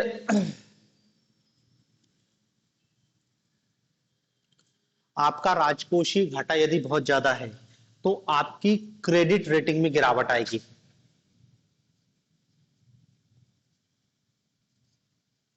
क्रेडिट रेटिंग में गिरावट आएगी। देखो क्या है ना कि अंतरराष्ट्रीय स्तर पर भी कुछ क्रेडिट रेटिंग एजेंसियां होती है, जैसे मूडीज है, स्टैंडर्ड एंड पुअर्स है। ये देशों को रेटिंग देती है और कंपनियों को भी रेटिंग देती है, और रेटिंग के हिसाब से देश की अर्थव्यवस्था की जानकारी मिलती है। ट्रिपल ए देती है, बी देती है, माइनस में भी देती है, ग्रेड मिलती है ना, जैसे बच्चों को ए ग्रेड, बी ग्रेड, ऐसे अर्थव्यवस्था को मिलती है ग्रेड। तो वो ये नहीं देखते हैं आप कितने गड़ा फाड़ फाड़ के चिल्ला हो कि हम दुनिया की सबसे तेज बढ़ती से अर्थव्यवस्था है, पीपीपी के आधार से हम तीसरी सबसे बड़ी अर्थव्यवस्था है, हमने जापान को पीछे छोड़ दिया, हम जर्मनी को पीछे फलाना, ये सब चोचलेबाजी है। वो सीधे पूछता तुम्हारा राजकोषीय घाटा कितना है, तुमने कहा इतना है, तो बस इससे तुम्हारी औकात पता चल रही है। वो कुछ नहीं देखेंगे और उसके हिसाब से तुमको रेटिंग देंगे, और ये जैसे ज्यादा बढ़ता जाएगा तुमको जंक श्रेणी में डाल देगी। जंक श्रेणी मतलब क्या है, यदि तुमको जंक श्रेणी में डाल देगी तो पूरी दुनिया में कोई व्यक्ति तुम्हारा निवेश नहीं करेगा, क्योंकि कंपनी कहना यदि इस देश में निवेश किया तो तुम्हारा पैसा डूब जाएगा। तो यदि रेटिंग एजेंसी रेटिंग आपके देश की खराब रहेगी तो देश में आने वाला निवेश कम हो जाएगा, ना तो कोई फॉरेन से आएगा और आपको फिर बहुत समस्या का सामना करना पड़ेगा। तो मजबूरी है आपकी राजकोषीय घाटे को कम करके रखना, ठीक है ना। तो ये सामान्य से, और वही फिर है आपकी अर्थव्यवस्था में आत्मनिर्भरता में कमी आएगी, फिर ऋण लेना महंगा पड़ जाएगा, महंगाई में वृद्धि होगी, नए टैक्स लगाने पड़ेंगे, बहुत सारी समस्या है। ये आपको कुछ प्रभाव के रूप में बताना है। अब इसी में वो पूछ ले कि राजकोषीय घाटे को कम करने के क्या उपाय हैं, कम करने के उपाय।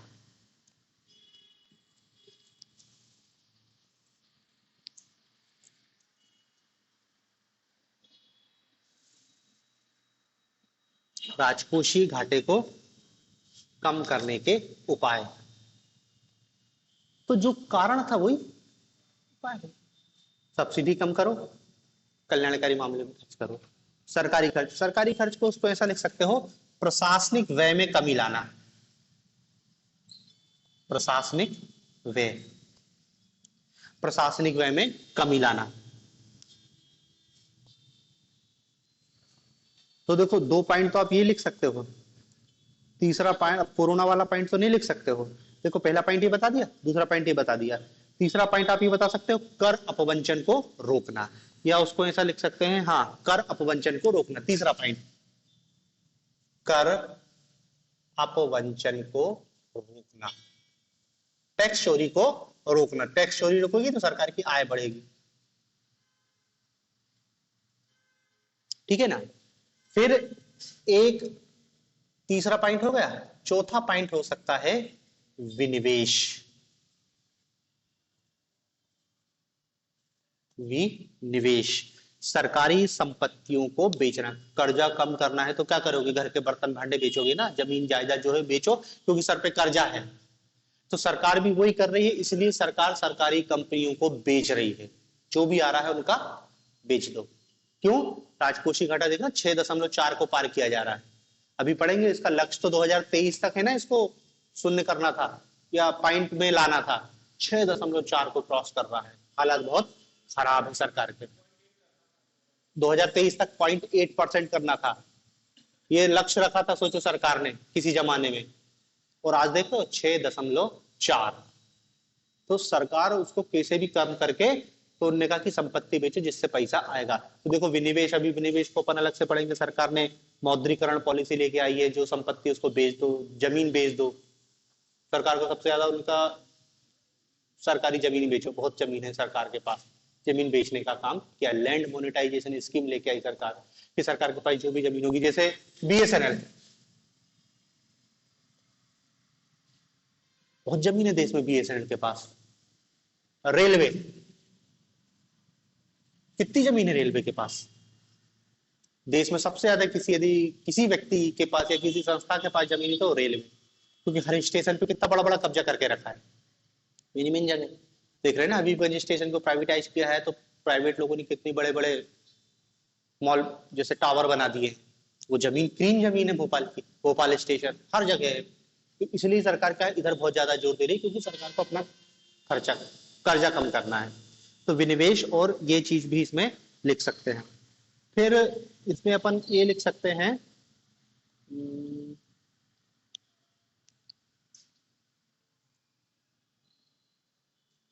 सरकार अपने राजकोषीय घाटे को कम करने के लिए देखो ऋण लेना कह सकते हैं।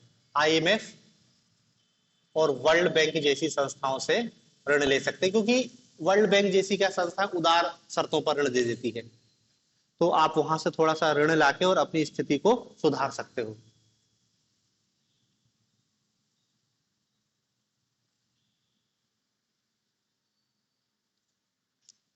एक और पॉइंट ले सकते हो, टैक्स रिफॉर्म, कर सुधारों को अपनाना, कर सुधारों को अपनाना, टैक्स रिफॉर्म।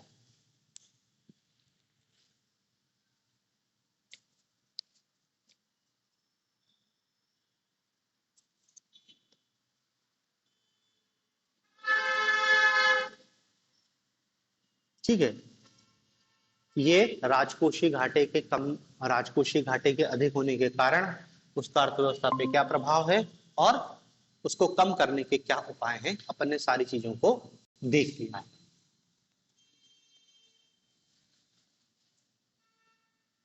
कम करने के उपाय में पहला पॉइंट क्या आएगा ना, सब्सिडी और कल्याणकारी कार्यक्रमों में कमी लाना, सरकार प्रशासनिक व्यय को कम करना।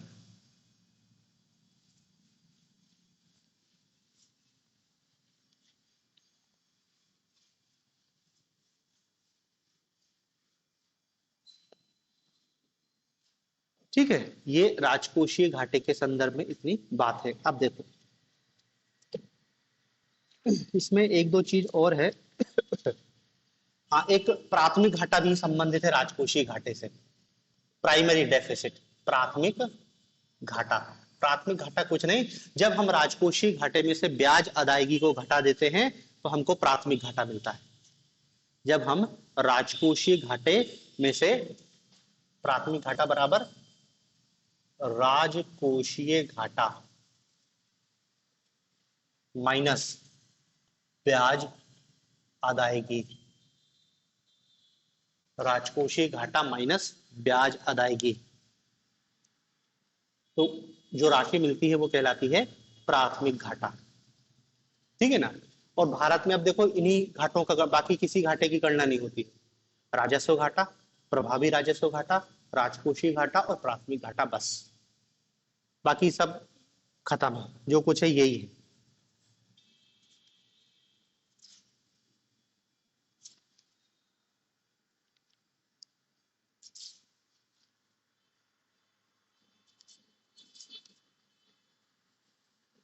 ठीक है ना।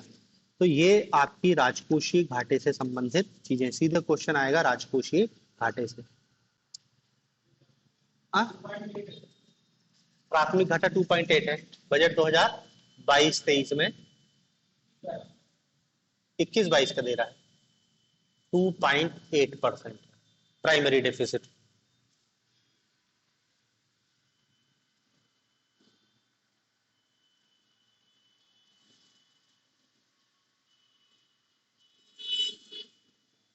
ठीक है ना।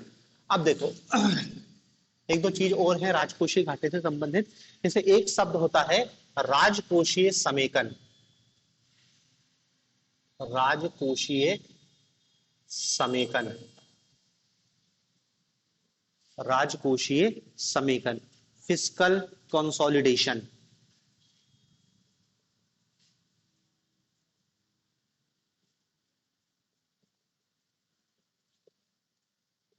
फिस्कल कंसोलिडेशन, राजकोषीय सुदृढ़ीकरण। क्या होता है राजकोषीय सुदृढ़ीकरण? Fiscal consolidation.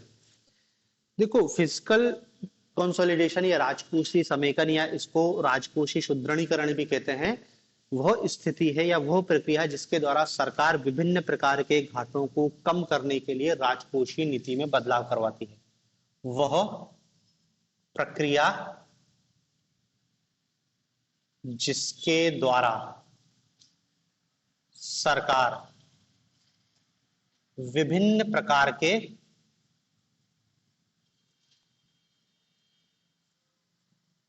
घाटों को कम करने के लिए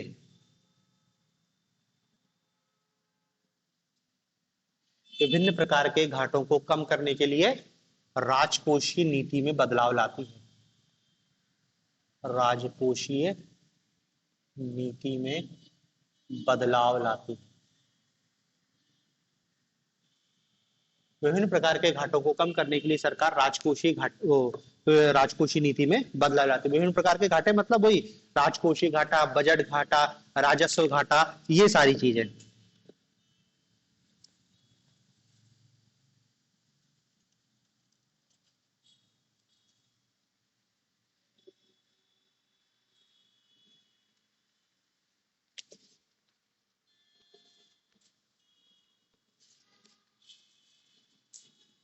अब सवाल ये है कि आपसे ये भी पूछा जा सकता है, यही राजकोषीय समेकन के लिए, या तो ये पूछ लिया जाएगा कि राजकोषीय सुदृढ़ीकरण के लिए सरकार ने क्या किया है। सीधे ये पूछ सकता है राजकोषीय समीकरण के लिए सरकार ने क्या किया है, या इसको इस रूप में, नहीं तो इस रूप में पूछा जाएगा कि सरकार विभिन्न प्रकार के घाटों को कम करने के लिए क्या कर रही है। और नहीं तो आपसे ये पूछ लिया जाएगा कि सरकार ने राजकोषीय घाटों को कम करने के लिए सरकार ने क्या प्रयास किया है। तो देखो, राजकोषीय घाटे को कम करने के लिए जब हम सरकार के प्रयास की बात करेंगे, अभी हमने वो जो पॉइंट बताया वो तो सुझाव टाइप के थे कि क्या करना चाहिए, लेकिन जब हम यहाँ पर क्या है सरकारी प्रयास बताएंगे, तो हम वो तो ठीक है कि सरकार अपने खर्चों में लगातार कटौती कर रही है, वो सामान्य चीज है, लेकिन अब यहाँ पर कुछ स्पेशल काम किया गया है सरकार के द्वारा। तो फिजिकल कंसोलिडेशन के लिए, या फिर सरकार विभिन्न प्रकार के घाटों को कम करने के लिए, या सरकार राजकोषीय घाटे को कम करने के लिए जो सरकार ने काम किया है, वो सबसे महत्वपूर्ण काम है बजट प्रबंधन उत्तरदायित्व अधिनियम, राजकोषीय उत्तरदायित्व एवं बजट प्रबंधन अधिनियम। राजकोषीय उत्तरदायित्व एवं बजट प्रबंधन अधिनियम, बजट प्रबंधन अधिनियम, FRBM, physical responsibility budget management act 2003, act 2003 में संसद ने एक अधिनियम पारित किया, राजकोषीय उत्तरदायित्व एवं बजट प्रबंधन अधिनियम। ठीक है ना। इस अधिनियम के प्रभाव में सरकार ने FRBM नियम बनाए 2004 में। याद रखना, अधिनियम 2003 में पारित हो गया था, लेकिन जब पूछ ले कि FRBM नियम क्या है, तो वो 2004 में बताया। और देखो, नाम है राजकोषीय उत्तरदायित्व, मतलब सरकार का कुछ उत्तरदायित्व तय हो रहा है, रिस्पॉन्सिबिलिटी तय हो रही है, और बजट को मैनेजमेंट करने के लिए कुछ काम किया जा रहा है। इसके लिए संसद ने एक अधिनियम पारित किया। अब देखो, इस अधिनियम में सरकार को कुछ जिम्मेदारी दी गई। सबसे पहले इन्हें बोला गया कि राजकोषीय घाटे को प्रतिवर्ष, राजकोषीय घाटे को, देखो पहला सरकार को टारगेट क्या दिया गया कि जो राजकोषीय घाटा है, राजकोषीय घाटा, इसको प्रतिवर्ष 0.3 की दर से कम किया जाए, 0.3% की दर से कम किया जाए। मतलब इसको हमको इतना करना है, हर साल इतने की कमी लाना है, और कमी लाते लाते हमको 2023 तक इसको बहुत कम कर देना है।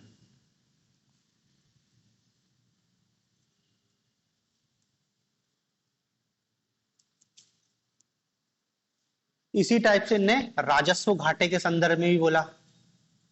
राजस्व घाटे, राजस्व घाटे में क्या बोला कि राजस्व घाटे को भी हमको जीडीपी की तुलना में 0.5% प्रतिवर्ष कम करना, 0.5% प्रतिवर्ष कम करना।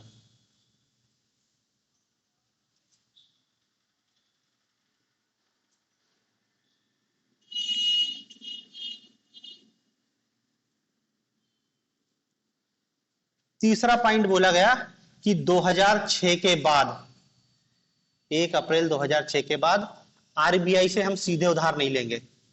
आरबीआई से सीधे उधार ना लेना,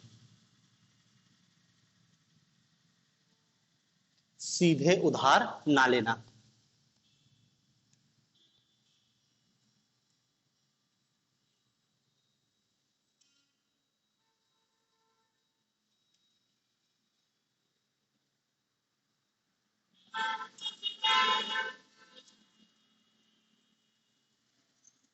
ठीक है, ये कुछ टारगेट दिए गए थे, और भी बहुत टारगेट थे, अपन को ज्यादा कोई मतलब नहीं है। फिर इनने क्या है, 2016 में इसमें एक रिव्यू कमेटी गठित की गई एनके सिंह की अध्यक्षता में। एनके सिंह की अध्यक्षता में एफआरबीएम एक्ट रिव्यू कमेटी गठित की गई 2016 में एनके सिंह की अध्यक्षता में। और इस एनके सिंह की अध्यक्षता में एफआरबीएम एक्ट की समीक्षा के लिए जो बात की गई थी, इसने सिफारिश की कि 2023 तक, इनने फिर थोड़ा सा रिफॉर्म किया 2016 में, इन लक्ष्यों को थोड़ा सा और जिसको कहना चाहिए एप्लीकेबल बनाया कि भैया ये तो संभव नहीं है। तो 2016 में उन्हें क्या बोला गया कि जीडीपी का 2.5% हो, जो राजकोषीय घाटा है वो जीडीपी का 2.5% हो। ये एनके सिंह रिव्यू कमेटी की सिफारिश थी। राजस्व घाटा 2023 तक, 2023 तक 0.8% हो, और प्राथमिक घाटा 2023 तक 0% हो। ये राजस्व है, ये प्राथमिक है। प्राथमिक घाटा, राजस्व घाटा और राजकोषीय घाटा। प्राथमिक घाटा तो शून्य करना है। फिर एक और इन्हें रिकमेंडेशन की कि ऋण जीडीपी अनुपात, ऋण जीडीपी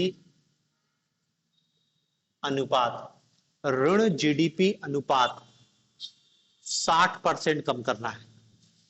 ऋण जीडीपी अनुपात 60% करना। ऋण जीडीपी अनुपात 7% करना, 60%, उस समय 60%, 68 के आसपास था। फिर इनने एक बोला कि एक राजकोषीय परिषद की स्थापना हो, राजकोषीय परिषद की स्थापना हो। ये इतनी रिकमेंडेशन करी थी उनने, राजकोषीय परिषद। तो आपको ये एफआरबीएम एक्ट याद रखना है कि राजकोषीय घाटे को कम करने के लिए सरकार ने अधिनियम, कानून बना दिया। कानून बना के सरकार को लक्ष्य दे दिया कि उसको राजकोषीय घाटे को कम करना है। हर साल उनका इतना कम, एकदम से कम नहीं करना, धीरे धीरे हमको कम करना। और एनके सिंह पैनल बना था, उसने कुछ रिकमेंडेशन दी थी, उसकी सबसे मेन रिकमेंडेशन है राजकोषीय परिषद, जिसको सरकार ने स्वीकार कर लिया और राजकोषीय परिषद का गठन कर दिया है सरकार ने। तो आपसे पूछ सकता है राजकोषीय परिषद को समझाइए। देखो, राजकोषीय परिषद कुछ नहीं है, सरकार को राजकोष के मामले में सलाह देने के लिए एक स्वायत्त निकाय है। इस परिषद में एक अध्यक्ष, एक अध्यक्ष और 2 सदस्य होंगे। 2 सदस्य, राजकोषीय परिषद में एक अध्यक्ष और 2 सदस्य होंगे।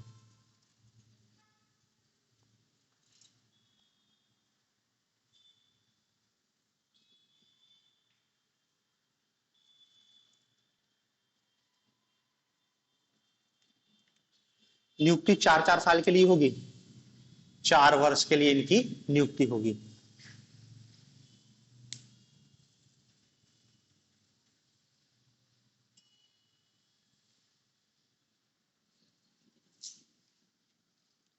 और काम क्या रहेगा इस राजकोषीय परिषद का?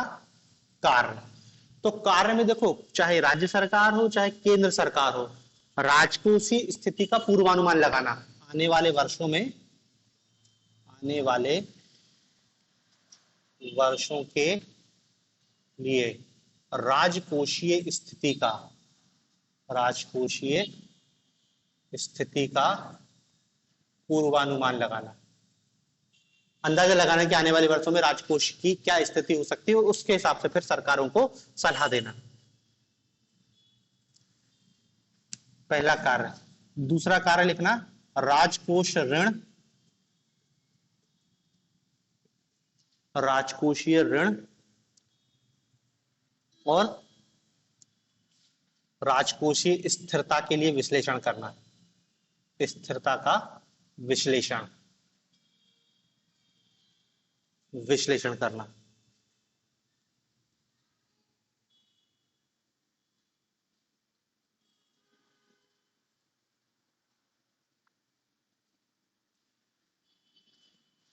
राजकोषीय नीति में सुधारों के लिए सिफारिश करना, राजकोषीय नीति में सुधारों के लिए सिफारिश करना, राजकोषीय नीति में सुधारों के लिए सिफारिश करना। बस यही सामान्य से कार्य हैं इस राजकोषीय परिषद के।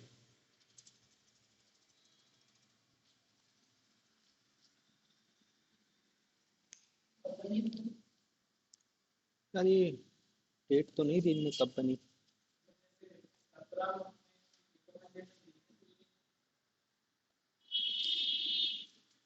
सर्च करना पड़ेगा ये राजकोषीय परिषद कब बनी थी।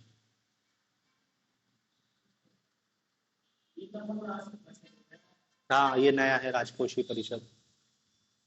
मतलब आप देखो सरकार के प्रयास में एक तो हम केवल एफआरबीएम एक्ट लिखते थे, अब राजकोषीय परिषद भी लिख सकते हैं कि सरकार ने राजकोषीय घाटे या फिजिकल कंसोलिडेशन के लिए क्या किया है। राजकोषीय परिषद अलग से भी शॉर्ट नोट्स आ सकता है। एफआरबीएम एक्ट तो अब क्या है बहुत पुराना हो गया है, पेपर में वो कई बार आ भी चुका है। एफआरबीएम एक्ट के आने की संभावना अब ना के बराबर है, क्योंकि अब देखो ना 2004-5 की 4 की बात है, 4 में दो एफआरबीएम एक्ट के नियम बन गए थे, 16 में एनके सिंह पैनल ने उसका रिव्यू भी कर दिया था। तो अब बहुत पुरानी चीज हो गई है, क्वेश्चन पूछेगा नहीं। हाँ एफआरबीएम एक्ट पूछ ले, मान लो पूछ भी ले तो पता तो है आपको, उसके लक्ष्य लिख लिया आपने, उसके उद्देश्य आप अलग से बता सकते हो कि राजकोषीय घाटे को कम करना है, सरकार के ऊपर ऋण के बोझ को कम करना है, राजकोषीय नीति में सुधार करना है। ये सारी चीजें राजकोषीय घाटे के उद्देश्य थे।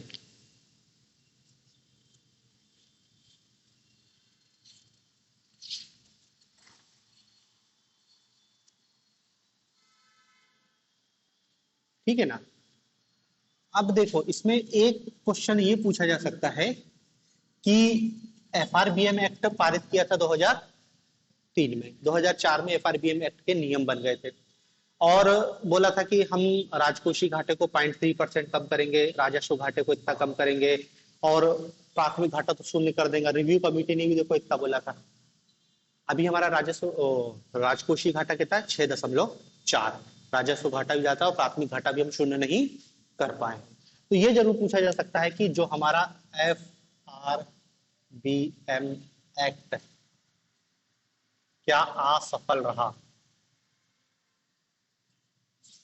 क्या हमारा एफआरबीएम एक्ट विफल था, एफआरबीएम एक्ट का मूल्यांकन पूछा जा सकता है। तो ये भी नहीं पूछेगा, लेकिन फिर भी पूछ लिया तो कोई बड़ी बात नहीं है, उसमें जटिल चीज नहीं है, सामान्य सी चीज ही है। भाई हम क्या बोलेंगे कि एफआरबीएम एक्ट में बोला गया था कि राजकोषीय घाटा 2023 में जीडीपी का 2.5% होगा, या इसको बोला गया था कि हर 0.3% की दर से कम करेंगे, लेकिन ये 2023 में कितना है 6.4%। ऐसे अन्य घाटों का तुलना करके आप चाहो तो बता सकते हो। तो इस दृष्टि से तो दिखाई दे रहा है कि राजकोषीय घाटे या राजकोषीय राजकोषीय उत्तरदायित्व एवं बजट प्रबंधन अधिनियम पूरी तरीके से असफल हुआ है, या उसका जो भी सब कुछ था वो गलत हुआ है और भारत राजकोषीय सुदृढ़ीकरण करने की स्थिति में नहीं हो पाया है। ठीक है ना।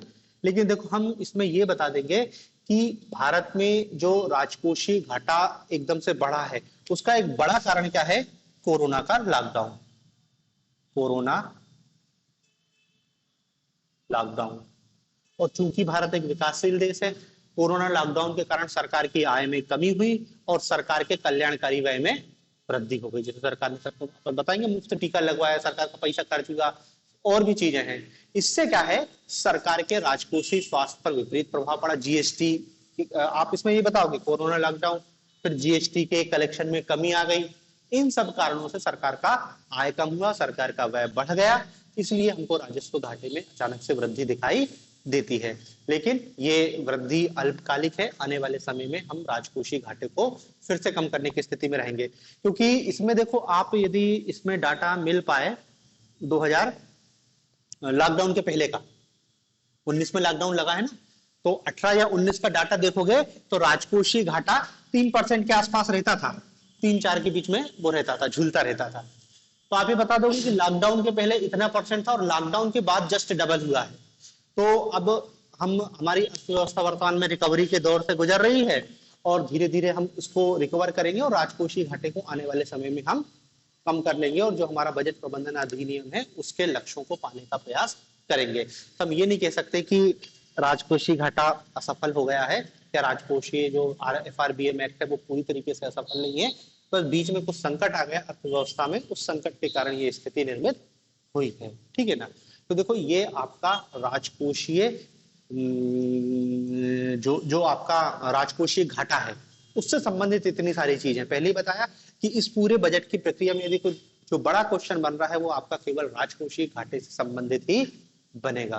कारण, प्रभाव, परिणाम, ये 3 मेन चीज है। आपको इसमें 50-50 शब्द लिखने के लिए तैयार रहना पड़ेगा या फिर ये डायरेक्ट बड़ा क्वेश्चन के रूप में भी आ सकता है। ठीक है ना। और देखो, सवाल यह है कि सरकार ने 2003 में FRBM एक्ट क्यों पारित कर दिया? एकदम से क्या हुआ इनको जो इतना ज्यादा ये राजकोषीय घाटे की चिंता कर रहे हैं?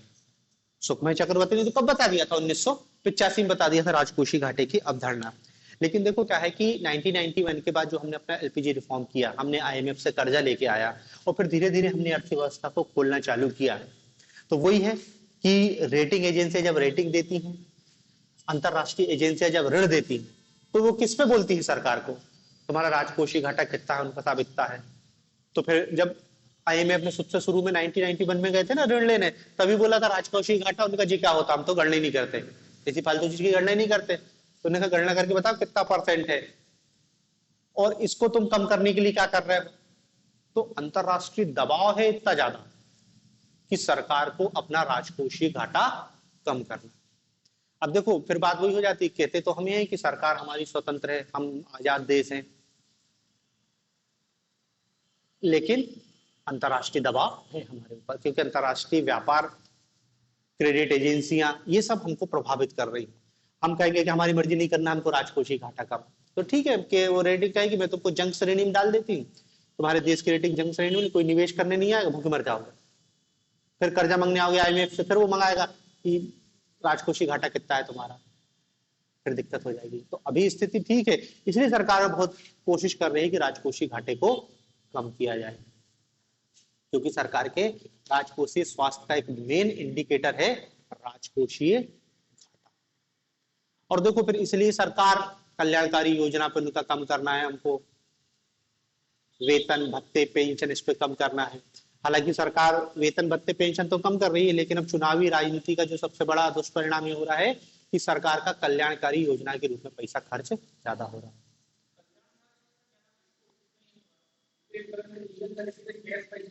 हाँ, ये तो स्थिति ये हो गई जिसको हम एक शब्द यूज कहते हैं फ्रीबी प्रशासन, फ्रीबी एडमिनिस्ट्रेशन कहते हैं या फ्रीबी सरकार कहते हैं, कि सरकार सीधे सीधे आदमियों को कैश पैसा बांटने लगे। देखो, अब सरकार की योजना जो भी है, जैसे सरकार हेल्थ में निवेश करती है, इंफ्रास्ट्रक्चर में, वो एक अलग चीज है, वो कल्याणकारी योजना। लेकिन यहाँ पे तो डायरेक्ट सरकार पैसे बांट रही है। जैसे अब कोरोना लॉकडाउन के कारण उनने गरीबों को मुफ्त अनाज बांटना चालू किया, आज तक बांट रहे हैं, अब तो बंद होना चाहिए ना। कोरोना लॉकडाउन तो, हाँ, ऐसी बहुत सारी योजनाएं चल रही है। और अब क्या है कि केंद्र सरकार की देखा देखी राज्य सरकार और दूसरी राज्य सरकार है, एक कह रहा है कि हम 1000 देंगे, दूसरा कह कि हम 2000 दे देंगे। तो इससे राजकोषीय स्वास्थ्य पर बुरा प्रभाव पड़ रहा है और जो सरकार का लक्ष्य वो लगातार खराब होता जा रहा है। सरकार का राजस्व लगातार बढ़ रहा है इन खर्चों के कारण। सरकार ने FRBM एक्ट तो लाया और FRBM एक्ट के उन्होंने कहा कि है, तो सरकार से बोला कि तुम सब्सिडी कम करो। सरकार ने सब्सिडी को रैशनलाइजेशन कर दिया, विवेकीकरण किया कि जहां बहुत जरूरी है वहीं सब्सिडी दे रही, बाकी खत्म कर दी। फिर उन्होंने कहा कि तुम अपने वेतन भत्ते पेंशन जो दे रहे हो उनको कम करो, क्योंकि ये भी आपका राजस्व है, तो सरकार ने उधर भी कम किया। लेकिन पिछले कुछ समय से ये जो मुफ्त की योजनाएं चल रही है। देखो, योजना के तहत कुछ लाभ देने का अलग चीज है कि सरकार मुफ्त लोगों को शिक्षा उपलब्ध करा रही है, मुफ्त लोगों को स्वास्थ्य उपलब्ध करा रही है, वो एक अलग चीज है। लेकिन मुफ्त पैसे बांटना एक अलग दिशा में ले जा रहा है, क्योंकि क्या है, इससे कोई संपत्ति का सृजन नहीं हो रहा है। यदि सरकार किसी क्षेत्र में स्कूल खोल रही है, हॉस्पिटल खोल रही है, तो उसका प्रभाव दूरगामी दिखाई देगा। लेकिन केवल कैश पैसा दे रही है, उससे अर्थव्यवस्था में कुछ सृजन नहीं होता है। और सरकार जो पैसे दे रही है, सरकार खुद घाटे में, सरकार कर्जा लेके आ रही है, सरकार कर्जा लेके आ रही है। देखो, तुमको ये तो दिखाई दे रहा है कि सरकार पैसा बांट रही है, उसका नकारात्मक परिणाम हमको अर्थव्यवस्था में महंगाई दिखाई दे रही है, टैक्स कर की दर में वृद्धि है, सरकार हर चीज पर जीएसटी लगा रही है। बहुत सारी चीजें जो पहले इनडायरेक्ट टैक्स की दर से बाहर थी, सब जीएसटी के दायरे में ले आ रही है। आटा, दूध, ये जो इसेंशियल कमोडिटी थी इन पे पहले कोई टैक्स नहीं लगता, सब जीएसटी के अंतर्गत आ रहा है। क्योंकि सरकार को बहुत पैसा चाहिए, तो सरकार कहां से लाएगी? सरकार क्या आएगी? स्रोत तो सीमित ही है, सरकार टैक्स तो देख रहे हैं जीएसटी। अर्थव्यवस्था में ये स्थिति होगी। अभी हम अगला टॉपिक पढ़ेंगे टैक्सेशन, उसमें जीएसटी कलेक्शन में लगातार वृद्धि होते जा रही है, और ये किसी अर्थव्यवस्था के लिए अच्छा नहीं है कि इनडायरेक्ट टैक्स में ज्यादा पैसा है, डायरेक्ट टैक्स में पैसा ज्यादा आना चाहिए। तो कहने को तो सरकार राजकोषीय घाटे को कम करने का प्रयास कर रही है, लेकिन सरकार के कुछ लक्षण ठीक नहीं है। उनने कुछ दिशा में तो प्रयास किया है, लेकिन उस प्रयास को दूसरी दिशा में बहा दिया है। और अब तो राज्य सरकारों के बीच होड़ लग गई है, चुनावी राजनीति है, तो ये तो अभी आने वाले समय में और बढ़ना, ठीक है ना। तो इसका निश्चित रूप से नकारात्मक असर भारत सरकार के राजकोषीय स्वास्थ्य पर पड़ेगा, ठीक है ना। तो ये हमारा राजकोषीय घाटे से संबंधित अवधारणा थी। आगे इसमें अपन अब कल देखेंगे।